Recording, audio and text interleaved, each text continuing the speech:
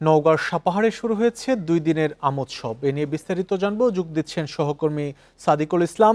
সাদিক, কি এই উৎসবে দর্শনার্থীদের উপস্থিতি কেমন দেখছেন, আর এই আমোৎসবে কত জাতের আম আনা হয়েছে? বান্ডেল থাকলে প্রতি সেনমানিতে টাকা বাঁচবে। বিকাশ সেনমানি বান্ডেল কিনে জিতুন প্রতি লেনদেনে। আপনি জানেন যে আমের রাজধানী খ্যাত নওগাঁর সাপাহারে কিন্তু আজ বেলা 11টার দিকে নওগাঁ জেলা প্রশাসক আব্দুল আওয়াল আপনার 2 দিন ব্যাপী আম ফেস্টিভ্যালের উদ্বোধন করেছেন। আমি জানাই যে আপনি জানেন যে দেশের বৃহত্তম আম উৎপাদনকারী জেলা হিসেবে ইতিমধ্যে কিন্তু নওগাঁ পরিচিতি পেয়েছে, কিন্তু আমরা যেটি লক্ষ্য করেছি নওগাঁ আমটিকে ব্র্যান্ডিং করার ক্ষেত্রে তেমন কোনো উদ্যোগ ছিল না।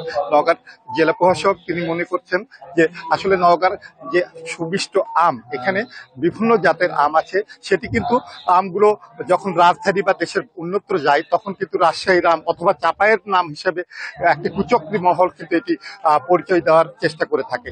এইটিকে আপনার এই ষড়যন্ত্রকে রুখে দেওয়ার লক্ষ্যে এবং দেশ বিদেশে নওগাঁর আমের পরিচিতি মানে স্থায়ী করার লক্ষ্যেই মূলত কিন্তু এই আম ফেস্টিভ্যালের আয়োজন করা হয়েছে বলে জেলা প্রশাসক আমাকে জানিয়েছেন।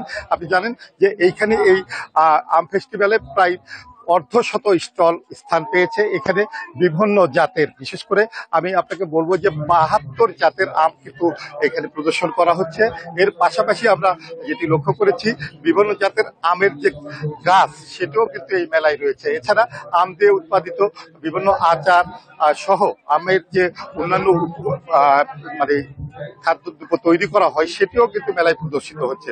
আপনাকে তথ্য জানাতে চাই, আপনি জানেন যে নওগাঁ জেলায় এ বছর কিন্তু 30,300 হেক্টর জমিতে কিন্তু আমের চাষ করা হয়েছে, আর উৎপাদন লক্ষ্যমাত্রা ধরা হয়েছে 3,80,000 মেট্রিক টন। এবং এখানকার কৃষি সম্প্রসারণ অধিদপ্তরের উপপরিচালক আবুল কালাম আজাদ আমাকে যেটি জানিয়েছেন যে নওগাঁয় যে আম উৎপাদিত হয়েছে সেটি কিন্তু প্রায় 4,000 কোটি টাকায় বিক্রি হবে বলে তিনি আশা করছেন। তবে এখানকার যারা আম চাষি তারা যেটি বলছেন যে প্রাকৃতিক দুর্যোগের কারণে এবং বৈরী আবহাওয়ার কারণে এবার তুলনামূলক কিন্তু আম অনেকটা কম হয়েছে, যে কারণে এবারে হয়তো কৃষকরা সেভাবে কিন্তু লাভবান হতে পারবেন না।